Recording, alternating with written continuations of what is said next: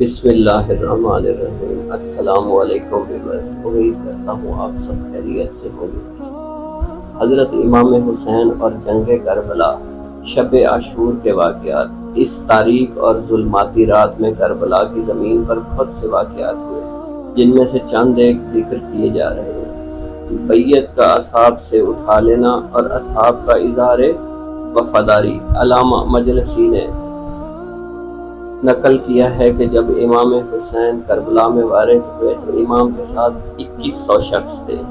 صاحب ارشاد شیخ مفید رحمۃ اللہ علیہ نے لکھا ہے کہ تاسوعہ کے وقت، غروب آفتاب کے وقت، امام نے حکم دیا کہ میری کرسی کھلے آسمان تلے میدان میں رکھیں۔ پھر اصحاب اور اہل بیت کے جوانوں کو بلایا اور جب سب جمع ہو گئے تو خطبہ ارشاد فرمایا: میں خدا کی تعریف و ستائش کرتا ہوں اور اس کی مخفی اور ظاہری دونوں صورت میں حمد کرتا ہوں، اور خدا کا احسان مند ہوں کہ پہلے دن سے ہمیں اس نے عزت بخشی اور پیغمبری ہم پہ عنایت فرمائی، قرآن کی تعلیم ہمیں دی اور دین میں فقیہ بنایا، اور سننے والے کان اور دیکھنے والی آنکھیں اور وسیع قلب عطا فرمائے۔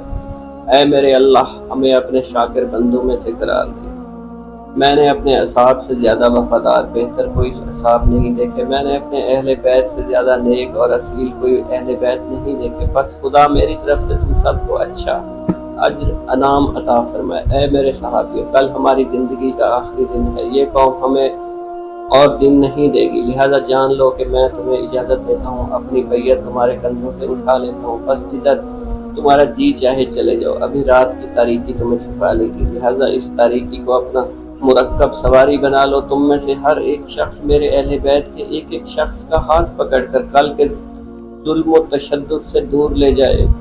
تم اپنے شہروں میں چلے جاؤ، خدا را تمہارے لیے مشکلات کو آسان ہو جائیں گی، اور مجھے اس لشکر کے پاس چھوڑ دو، یہ صرف میرے دشمن ہیں، یہ قوم میرے علاوہ کسی کی طالب نہیں، یہ مجھے کسی صورت نہیں چھوڑیں گے، اگر میں ہوا میں چلا جاؤں تو بھی میرا یہ خون بہائیں گے۔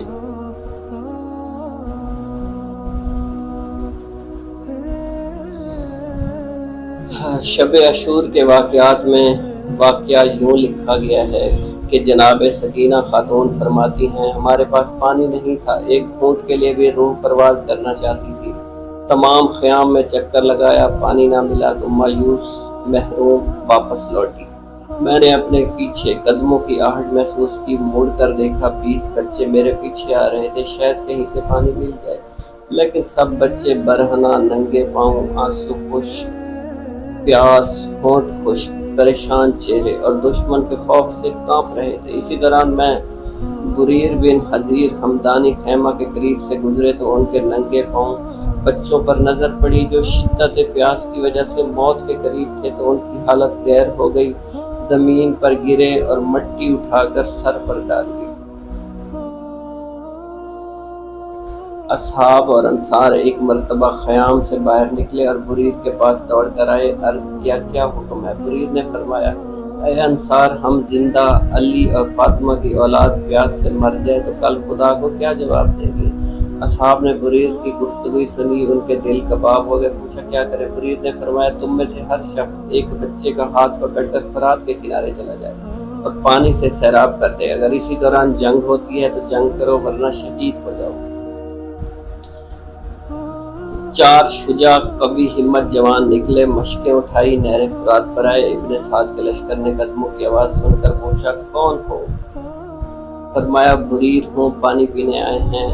محافظوں نے لشکر کو اطلاع دی: بریر ہمدانی پانی پینے آیا ہے۔ اسحاق نے کہا: وہ میرا رشتہ دار ہے، پانی پینے تو کوئی حد نہیں۔ جب اجازت ملی تو نرمی اور ساتھی کامل اطمینان سے نہر فرات میں داخل ہوئے۔ فرات کے ٹھنڈے پانی کی نسیم اصحاب کے مشام میں پہنچی تو بریر اور ساتھیوں کے اولاد فاطمہ کی تشنگی یاد آ گئی اور وہ زار و قطار رونے لگے۔